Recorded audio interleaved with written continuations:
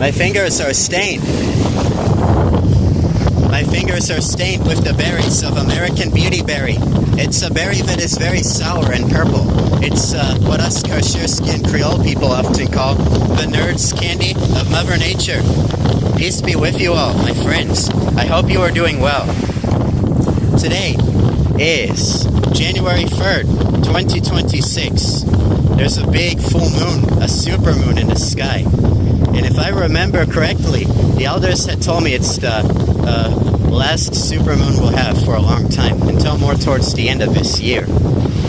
And in Florida, USA, in the southernmost parts of the Mezhrevande, yes, in January, the coldest month of the year, Kiderelloz events are already taking place and occurring down here. This is how we welcome spring. Most Qarsherskiyan communities celebrate on the day of the spring equinox. Many have local customs and traditions of deciding where to celebrate. In the part of Florida where I'm at, we are about to celebrate, and we are getting a bonfire ready, getting wood and piling it up on this secret beach that mostly only Qarsherskiyan folks hang on.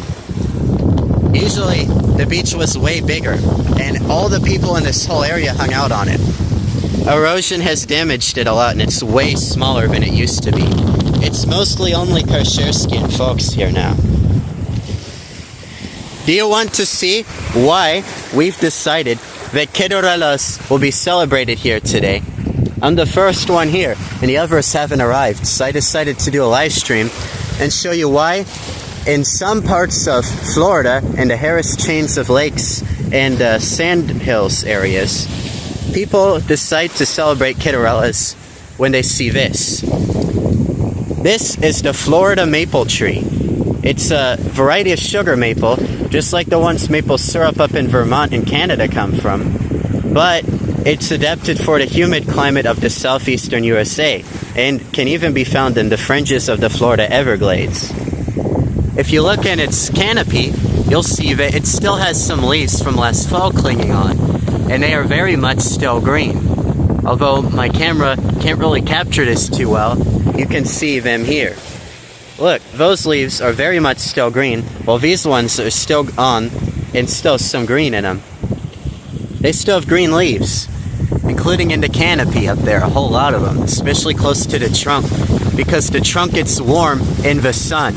And then when the sun goes down, the trunk stays warm for a few hours. And so the leaves close to the trunk stay on because it's not as cold. But if you look, the flowers of the maple, the red flowers have opened up and are blooming like crazy. This might be a red maple, or a Florida maple actually. But it doesn't matter, either variety works. When these red buds, like this, open up and flower, like we see happening on these branches. My camera's bad, so you maybe can't tell, but that's what all those red dots are. Those are all flowers open, and you can clearly see the pollen stamens sticking out. If I'm using the correct terminology, I believe, right? So, this means it's spring. Spring comes here early in Florida. It's warmer than many other places, many other U.S. states that the Mezhrevande, the traditional land of Qarsherskiyan Creole people, runs through. From Florida all the way up to Newfoundland, Canada, and as far inland as like the Missouri Boot Heel and Ozarks. And so, this peninsula is surrounded by water. There's water there. We're surrounded by water, and it's created a warm microclimate where this maple tree starts blooming into spring before it's even lost the leaves of last year. And those blooms are followed by tiny leaves, making it semi-evergreen. And so, because we have seen this, the flowers, this means Kiderelloz will begin, according to some members of the Whitelaw and Driggers family who live in this part of Florida. These two Qarsherskiyan families and some of the other people who live alongside them and kind of base their celebration time off of theirs will be celebrating Kiderelloz. So what we do is we have a big bonfire here. And I might be the first Qarsherskiyan person to document this tradition online at all, especially on YouTube. But what we normally do is we'll have a big bonfire here. It's going to be an open fire, and people can cook on it. And depending on different people's religious beliefs, because in the Qarsherskiyan community there are people of many different faiths, they might sacrifice the food to God. What they do is they dedicate the food to God by burning it in God's name and stuff. And the burned food is cooked in the fire. And then it's donated for the homeless or poor or for charity, so people in need can eat it. Or it might be eaten by the people at the bonfire, or both. It might be split. The fire continues to burn until the last wood looks like black ashes. There's no more wood like this. Ideally, usually. And people might, depending on if their religion allows it, like Salafi, Sunni Muslim, don't do this. But people might have a big fire here. Many Qarsherskiyan people, especially Sufi, Christian, some Jews, will have a big fire here, and they will run, and jump over the fire, through the flames. And this signifies, the fire signifies cleanliness and purity. It's a metaphor, like it's burning off the badness of the last year, and welcoming the new year. The new year actually starts in the spring and not January 1st. But here we're so far south, it's January 3rd, only 3 days after Gregorian calendrical New Year. Because it's so mild here, we're not basing it off the spring equinox. And be careful not to trip. And when you jump over the fire and pass through any smoke, or just the heat coming off the fire if it's a smokeless fire. Oh, there you go, there's some maples that still have leaves on them. And you can see, maybe, that they have their buds on them.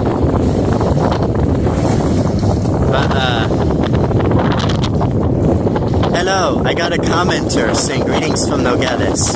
Hello, my friend. I know you and you know me, we're friends. Yep.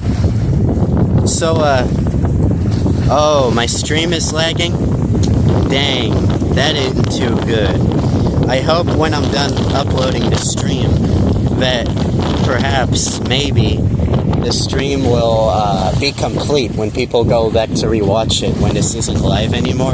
Just watching the video like days from now as a video and not live. I hope the buffering issue will be gone. But yeah, so that's how the Kiderelloz happened. And my friend, you should send me a DM on Instagram or Discord or Facebook. You know how to get a hold of me, my friend. You should get in contact with me and talk about what has got you sad, and just chat with me because I miss you. And I'll get back to you. But yeah, I'm thinking about ending the stream. Unfortunately, it wasn't really meant to be a long stream. I just wanted to document this tradition because I think I'm the first Qarsherskiyan person to mention this. Definitely on YouTube and probably anywhere on the internet.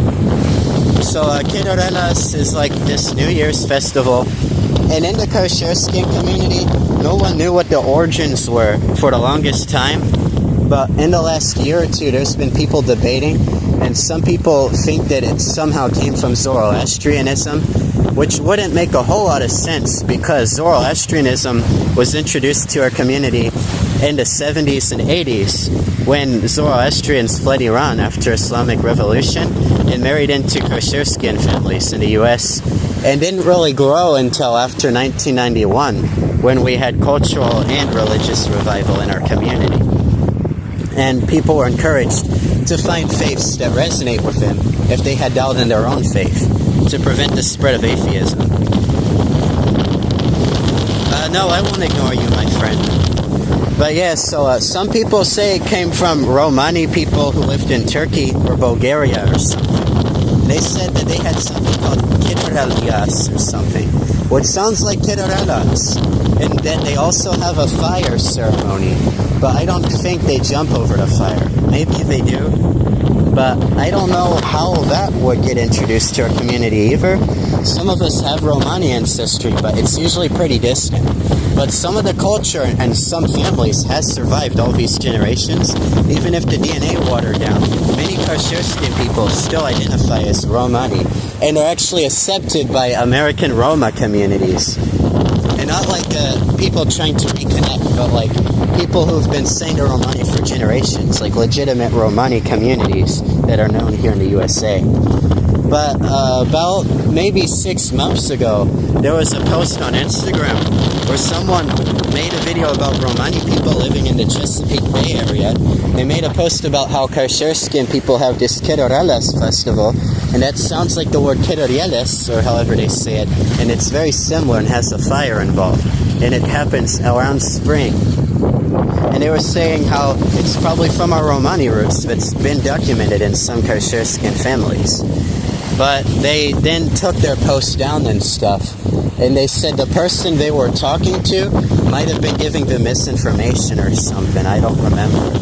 Something about like making connections that aren't there. We don't know where Kiderelloz came from. We never knew. But we only can prove that it's been around since the 70s.